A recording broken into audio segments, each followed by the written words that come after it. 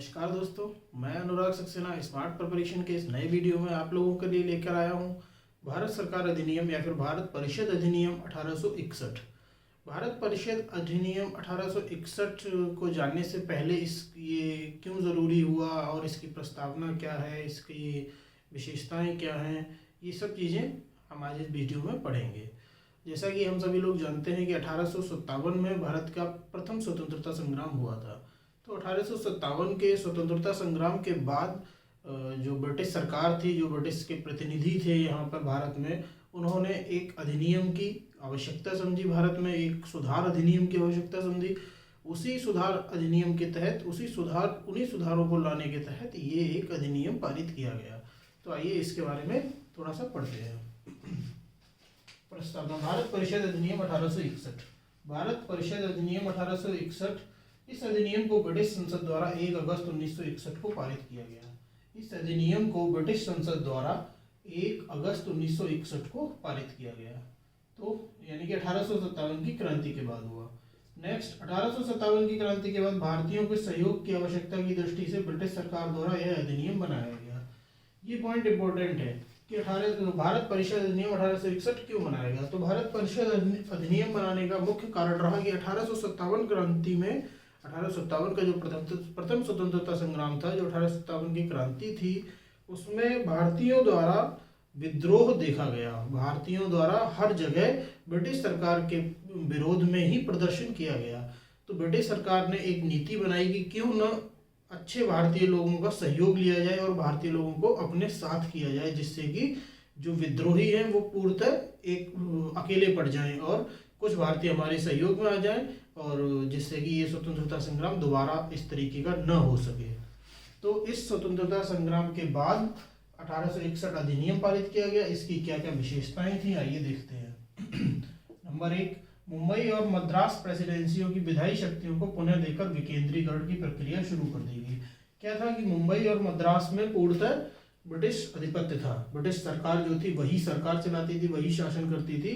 लेकिन जब 1857 की क्रांति हुई तो ब्रिटिश सरकार को ये फील हुआ, ये महसूस हुआ कि हर जगह पूर्णतः नियंत्रण स्थापित कर पाना बहुत ही मुश्किल चीज़ है। तो उन्होंने क्या किया, मुंबई और मद्रास प्रेसिडेंसियों की विधायी शक्तियों को पुनः वापस दे दिया और विकेंद्रीकरण किया, डिसेंट्रलाइजेशन कर दिया। जो एक सेंट्रल में पावर रहती थी, केंद्रीकरण था कि ब्रिटिश सरकार के हाथ में सारी पावर्स रहती थी, तो उसका थोड़ा सा उन्होंने विकेंद्रीकरण शुरू कर दिया।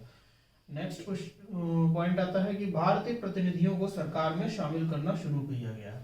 तो सहयोग की दृष्टि से ही कि जो भारतीय प्रतिनिधि थे, जो भारतीय आंदोलन के प्रतिनिधि थे, उनको प्रतिनिधि मंडल में, जो केंद्र का प्रतिनिधि मंडल था, ब्रिटिश सरकार की केंद्र का प्रतिनिधि मंडल था, उसमें शामिल करना शुरू कर दिया गया। वायसराय की शक्तियों में विस्तार किया गया।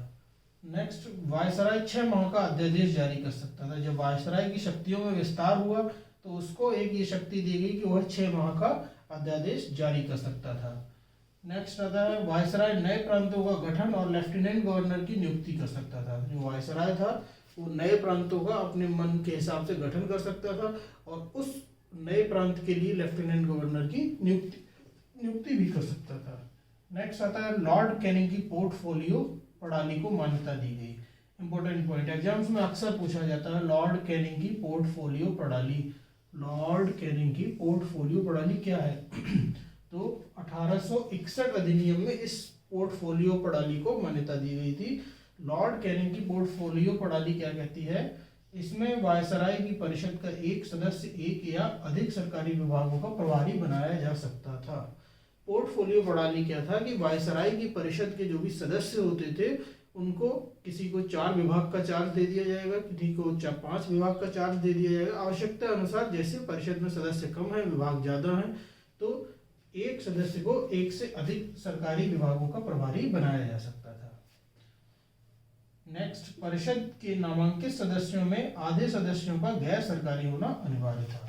परिषद के जो भी नामांकित सदस्य हुआ करते थे उसमें से आधे गैर सरकारी होना, आधे ही सरकारी सदस्य बनाए जाएंगे, बाकी आधे जो होंगे वो गैर सरकारी सदस्य नामांकित किए जाएंगे। नेक्स्ट, लॉर्ड कैनिंग द्वारा 1862 में बनारस के राजा, पटियाला की महाराजा और सर दिनकर राय को परिषद में मनोनीत किया गया।